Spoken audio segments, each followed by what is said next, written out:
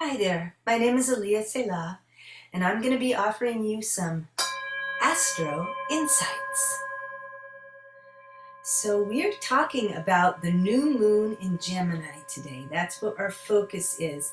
But my focus for the whole summer is all about relationship alchemy and how in this new moon we can find a new love or start a new love, and how astrology can help you with that, because what you see in the chart is what you've come to learn and teach.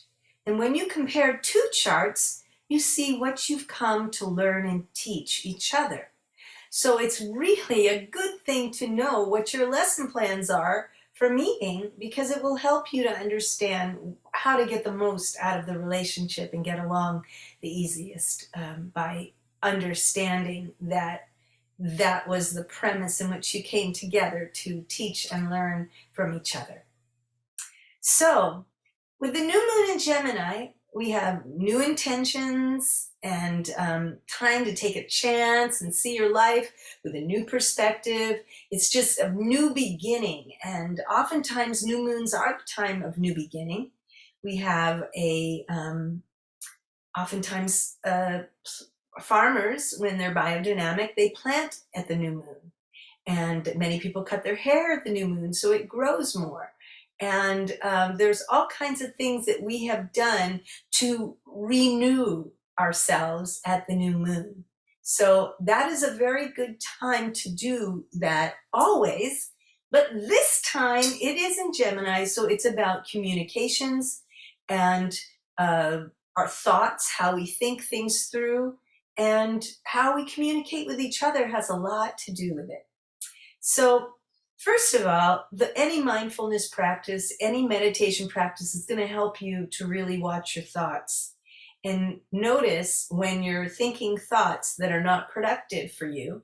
And I have a little thing I call spiral on words, and you just keep thinking thoughts until you rest on one that you can live with. For instance, oh, I don't know why I did that. That was such a bad idea. Why did I do that? Well, maybe it was because I've done it. Well, okay, if I hadn't have done that, then I wouldn't have done that. Okay, I can see that it was a good thing for me to do that. And that's where you rest. It's just called spiral on words, because you have to continue the words till you focus and land and accent what it is you want to manifest, and understand that those other thoughts may help you to get there, but that's not what you want to anchor with. So that's something that I have done and helped people to do for quite some time with this spiral on words concept. And you just know that there's a lot of incubation time going on, because Mercury is in retrograde, and Mercury is ruled by Gemini. So basically you have this force of communication that is asking us to go back over things. When Mercury entered Gemini April 29th, it stayed there till May 10th, and that's when it went back into Taurus. But also at the same time, that was the day when Jupiter went into Aries. So that's a different energy, you know? And Jupiter is expansion, but now it's going to be fire. It's going to be a lot more, I want to say forceful, but not. It's not forceful. It's just with more force behind it, I guess you could say. It could be forceful if people wanted to take it in that direction. But remember, you always have the choice as to how you're going to respond to the quality of these energetics that are happening. Okay, so what happens is that June 3rd is when Mercury is going direct, but it will still be in Taurus, and until June 13th, and that's when it's going to go back into Gemini. So that's going to be a wowie of a time, because we have the Sun in Gemini, we'll have Mercury in Gemini, and it's just a lot of focus on communication. Because right now, if you think about it, the most important thing is how are we all going to get along, you know? And so much of it is how we communicate. And this idea that when Mercury goes retrograde, it's really time to go back over things and ask yourself, what needs to improve? So that by the time you have a direct, you just sail on with that. It's going to be, June 3rd is going to be this energy when Mercury goes direct. And then when Mercury goes into Gemini, even more so. And we're going to be focusing on the Gemini energy of communications, curiosity, play, and creativity, and really integration. It's very focused on integrating everything.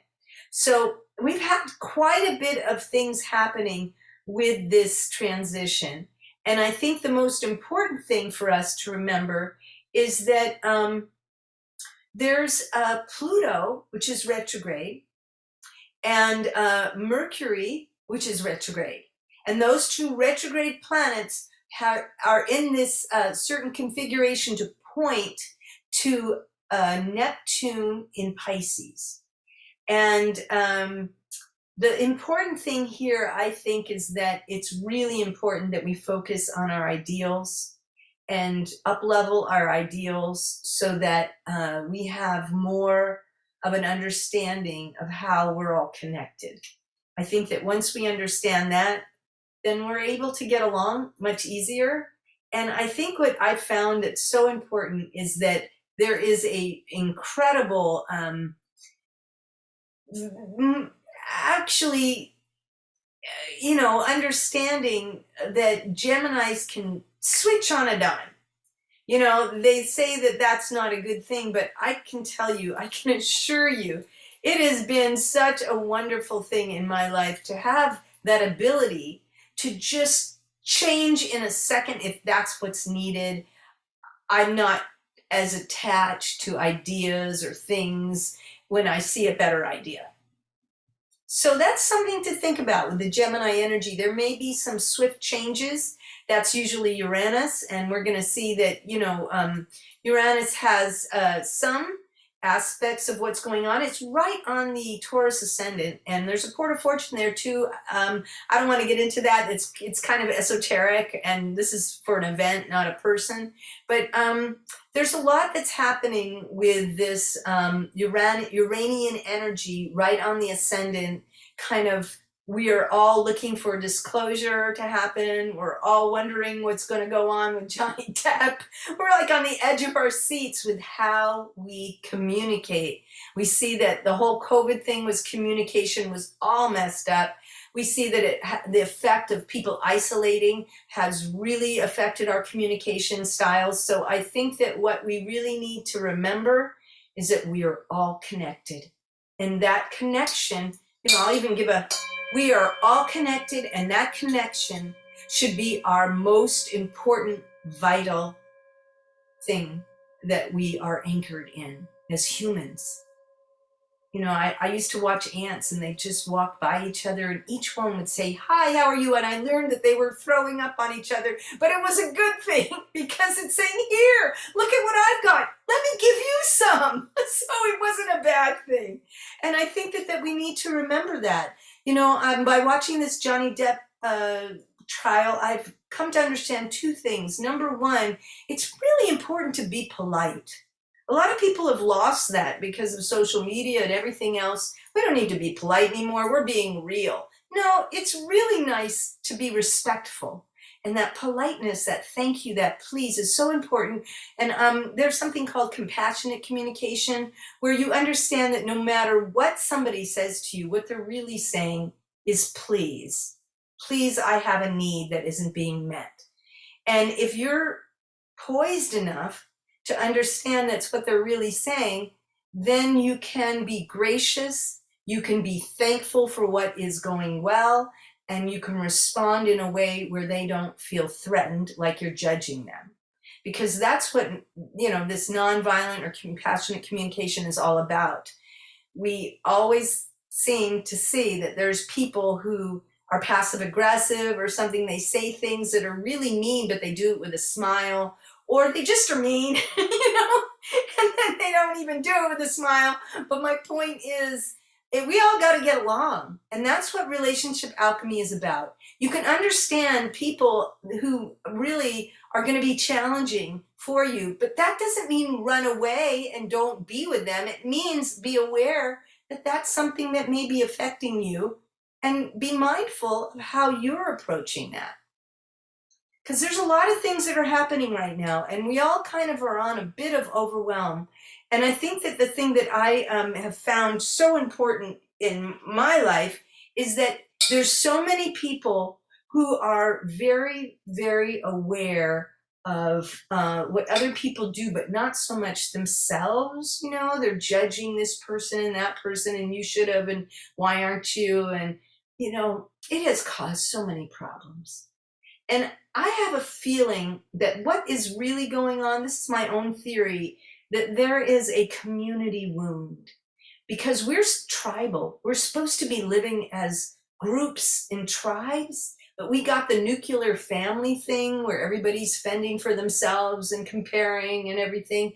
And that really messed us up because I think that we all feel a certain sense of isolation because we don't have that tribal feeling. Now, some people have great family structures, they have wonderful work support, and they've built some really wonderful support in their communities, and that is wonderful, especially now. Have I said wonderful 3 times? That's how wonderful it is.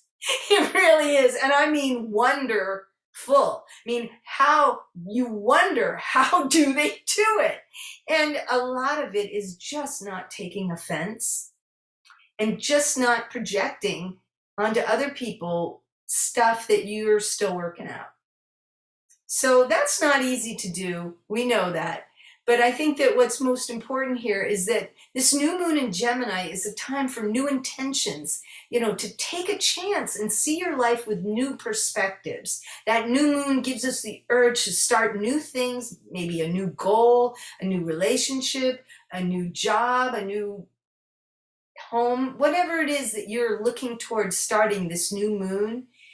Focus on watching your thoughts and observing how many times your thoughts are not what you really think and feel.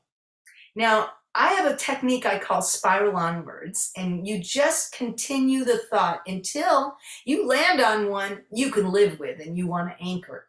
So you may say, well, I don't know about this, I don't know what to do, but maybe I'll do that. Okay, well, that is not such a bad situation. But whatever it is that you want to lock in, you just allow the waffling to go on naturally. Don't pay too much attention to it. Just focus where you're going and land on a thought you want to anchor. A mindful thought that's filled with compassion. Because this compassionate speaking is so important now more than ever. A lot of people are rude on, social media. They're rude to each other in different circumstances, whether they know each other or not. And we really have to focus on being polite at this time when everybody's so fragile. There's been too much going on. We just got through the pandemic, and we've got a lot of people who are really hurting deeply on so many levels. So I think that for me, this new moon is about, watching our thoughts and our communications.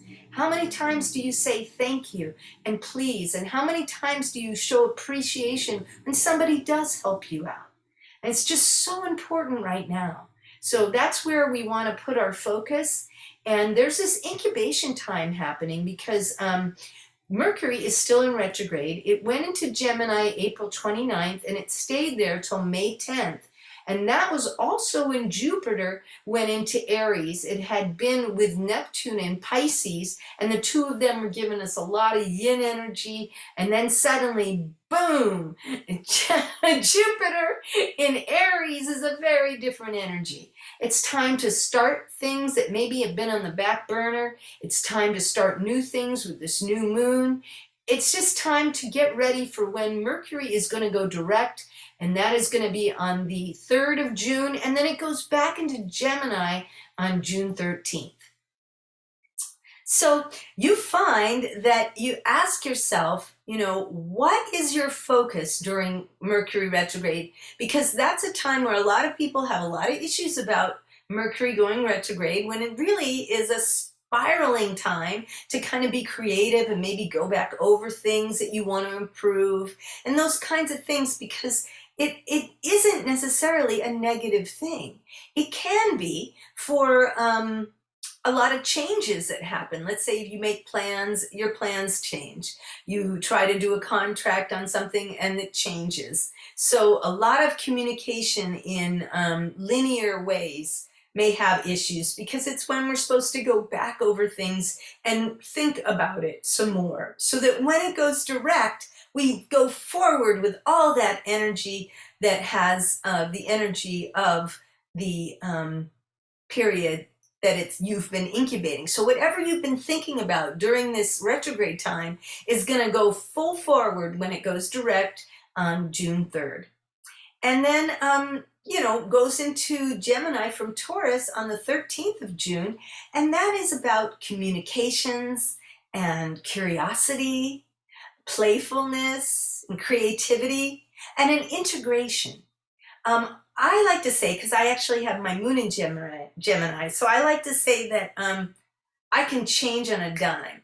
If something is like, not working, in other words, my moon is my feelings and it doesn't feel right, I'll change on a dime and I'll go do something else. And for what feels right, I follow what feels good. So some people have a hard time changing even when they feel they ought to.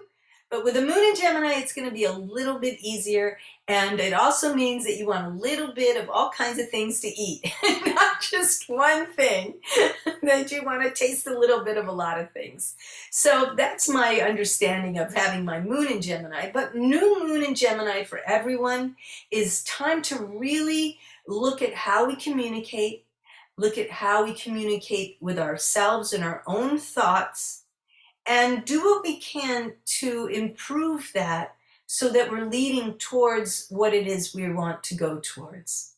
So that's the main thing that's happening with this new moon in Gemini, happening May 30th at 4:30 a.m. and it is 9 degrees. And 9 is a very holy number. I mean, 9 is just a mysterious number, because everything you multiply in 9 adds up to 9, like 45, 63, You're like, wow, that is kind of makes it stand out. And we always knew the Beatles, number 9, number 9, number 9. They knew what was up, So I just want to give you a small overview of what's happening in the future. We've got a Sagittarian full moon coming up June 14th at 4:52 a.m. That's at 23 degrees. And then the summer solstice is coming, and that is going to be, the moon is conjunct Jupiter for this, as the sun enters Cancer June 21st, 2:14 a.m. And again, these are all Pacific times. And then that's at 4 degrees, and that's a very important time. I've been looking a lot at solstice. I believe that's when the summer solstice light would shine through the stones. And it's the longest day of the year. It's a time to really focus on how we want to harvest. Like, what are we harvesting, for the fall equinox that's coming up? Well, it's all what we've been planting and growing in the summer. So that's kind of what the summer solstice is about. What are you going to grow and focus on for the summer? So then we have a Cancer new moon, 7 degrees, June 28th, and that's at 7:52 a.m. And Neptune is then going to go retrograde, which is about reviewing our visions. Moon square Jupiter, which is about needing to take a stand. When the moon, which is our emotional self, is square, it means that it has to take action. Like an itch on your leg, you have to scratch it, And so your moon square Jupiter, which is expansion and education, it can also be self-indulgence. So it's going to be a time where the emotions and your expansion are causing you to move forward, like a manifestation thrust, if you will.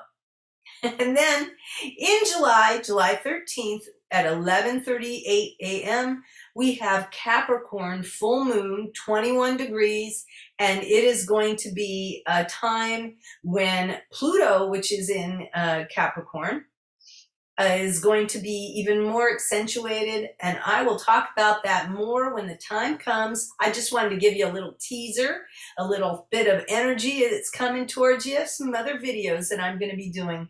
But what I want you to know is that this is a really important time for you to enjoy the summer. I mean, we've all been through so much. Isn't this a time to really bring our best to our relationships and how we communicate with one another and, you know, get along? Let's all try to get along. Let's be polite and say please and thank you. And I'm going to leave you with a little saying that my partner, who's a Gemini, told me to say when we've gotten to a standstill in our discussions. He said, I should say these words, and I have memorized them and passed them on to many people. Okay, so this is how it goes. I hear what you're saying. I'm going to think about it and get back to you later. Is it okay if we change the subject? Or is it okay if I go and take a break? I'll come back. So basically, what you're doing is taking a time for a time out, but doing it eloquently, to give the person an out with dignity and say, I understand you've really been saying something close to your heart that you wanted to share with me, and I respect it and I value it, and I'm going to think about it. I can't quite think it all through right now, but I'm going to get back to you on this. And that is appreciation, and it's an agreement that you're making to commit to the relationship. And underneath everything that's said in a relationship is, are you trying to say that you are ending? Are you wanting to stay in this relationship? You know, that's always up on the table. So if you can assure that person that you value what they say and their insights, and you want to spend some time to really think about it, and you'll get back to them. So that's a wonderful perspective to offer in this new moon in Gemini. And I hope you have a lovely, lovely time enjoying yourself. And these Astro Insights are going to keep coming. I pray that they're helpful to you. And please let me know if there's something that you want to hear. Put it in the comments below and I'll do my best to bring it out. I think that next I'm going to be talking about relationships with our kids and how doing astrology really helps you to raise kids. I actually don't know how people do it without it. It really helps us to attune to their energy, and that makes all the difference. So I hope you have a good one. Know that life is going to be a very interesting time this summer. We have all kinds of things coming up. A lot of heated things are happening, both in the temperature in the air and the temperature in people's emotions. So as much as we possibly can, we need to say a prayer for the planet and know that we're all here to get along. That's why we're here. So I would love to see that happening more.